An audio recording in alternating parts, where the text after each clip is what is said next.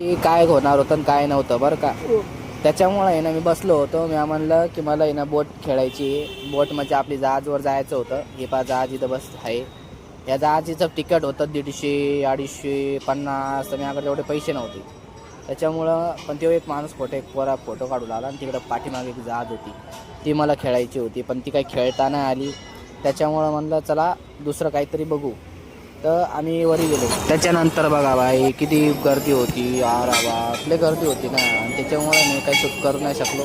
त्या मग मी विनोद जाऊ आला वरी. म्हणलं हे पैकन तरी चाललंय. तर विनोद म्हणतो की तिथे ना रील स्टार होते दोन बहिणी भावाचे व्हिडिओ काढतात ते नाही का. तर पाठीमागं फुल गर्दी होती. तर बघू शकता मी घंटा वाजवला. तर गाईज आम्ही चाललो घरी. आमचं देवाचे पाया पडणं झालंय. तर आज तुम्हाला संध्याकाळून 7 वाजता ब्लॉग येईल तुम्हाला. तर लाईक करा, शेअर करा, कमेंट करा. भेटू तुम्हाला उद्या.